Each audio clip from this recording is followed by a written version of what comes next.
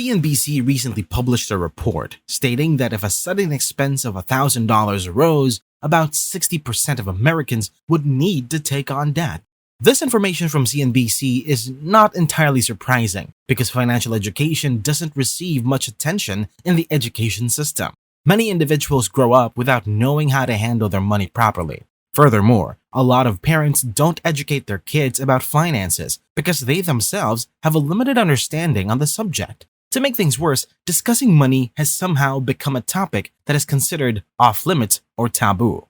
Well, let's do that right now. It's time to initiate that change today. Let's discuss how to handle your finances in a way that mirrors the practices of the top 1%. This way, you can aim to avoid getting into debt over $1,000 expense. There is a straightforward, step-by-step plan that wealthy individuals are aware of, and you can follow it, even if you're not a part of the top 1%. Consistently following this blueprint over the long term may potentially lead you to join the ranks of the wealthiest. The first step involves creating a budget.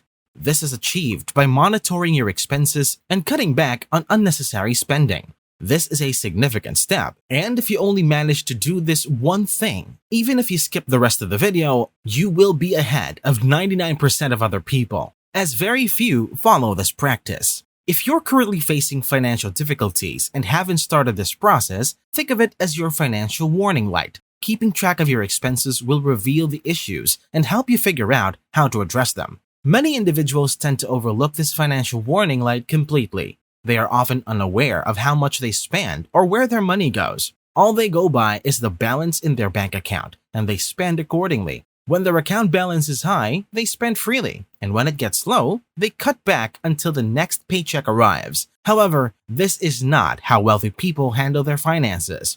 Start by meticulously tracking all your income and expenses for the next 60 days. You can use Mint.com and PersonalCapital.com. But you can also create your own Excel spreadsheet if that's your preference. The tool you use doesn't matter. What is important is that you actually take this step. Here's your challenge for the next 60 days. Meticulously record every single cent that enters your account and every single cent that departs from it. After this 2-month period, you can assess whether you're expending funds on items of little significance. You can identify if you're impulsively buying unnecessary items or if you're unknowingly squandering your money. By engaging in this practice, you may be able to save approximately 10% of your earnings. This can be achieved by monitoring your expenses and reducing spending on things that don't genuinely enhance your life or that you don't truly need.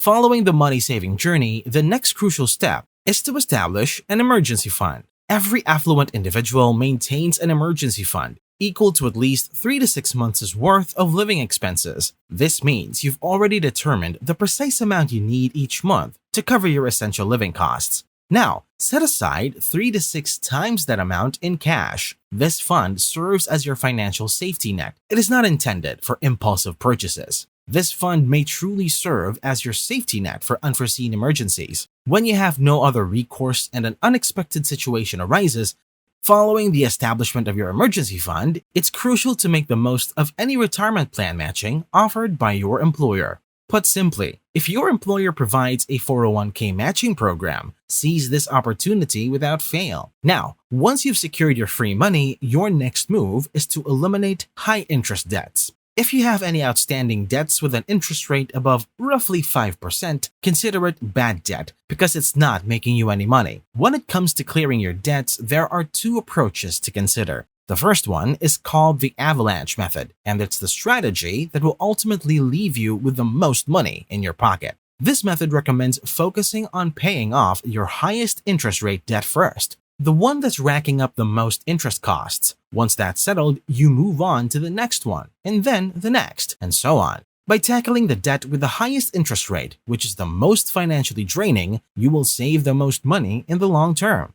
The second debt repayment method is the Dave Ramsey approach, known as the snowball method. With this approach, you will start by paying off your smallest loan balance first, regardless of the interest rate, to quickly free up your cash flow. Then, you move on to the next larger balance, and so forth. The idea behind this is that clearing smaller debts can provide a psychological boost as you see tangible progress. which may help you stay. The rule is clear. Pay off any debt with an interest rate higher than 5%. However, when you have debt with an interest rate below 5%, especially if it's considered good debt like a mortgage or a business loan that's generating more income, there's no rush to pay it off early. Just stick to the minimum payments and use the extra funds to invest. Once you've tackled that undesirable high-interest debt, use any remaining money to invest in. Self-education is crucial at this. There is a limit to how much money you can save before you reach a point where you can't progress further, unless you enhance your earnings. This means you might need to explore options like changing jobs, pivoting your business, starting a side hustle, or pursuing other avenues to boost your income. Now, assuming you follow those steps and have some extra cash to spare, next is to allocate a portion of it into a Roth IRA.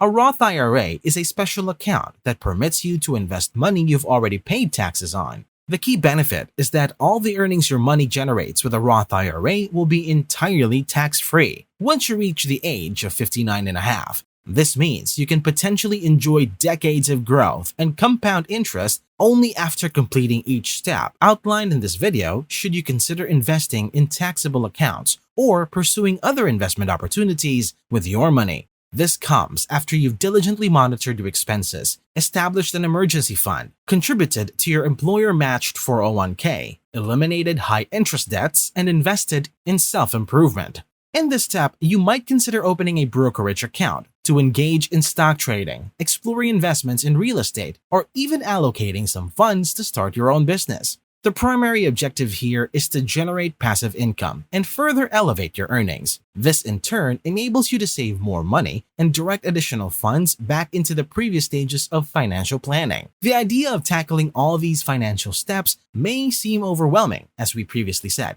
particularly if you're starting in debt with limited funds. The key is to concentrate on one step at a time. It's perfectly acceptable if each of these phases takes several months to complete. That's entirely typical. This isn't a process meant to be accomplished within a week or a month. For many, it can take years to navigate through all of these steps and reach the final stage of boosting income and investing in real estate and taxable accounts, ultimately enhancing their net worth. Virtually every affluent individual follows these steps and subsequently concentrates on the final phase to amplify their income, boost their net worth, and keep growing their wealth. Once you get on that upward trajectory, everything becomes more manageable. The most challenging aspect of all of this, and adopting a financial approach akin to the 1%, is simply getting started. And it all commences right here with step number 1. If you made it to the very end and find these videos valuable, consider subscribing if you haven't already. Don't forget to hit that notification bell so that YouTube notifies you whenever we upload a new video. Once again, thank you for watching.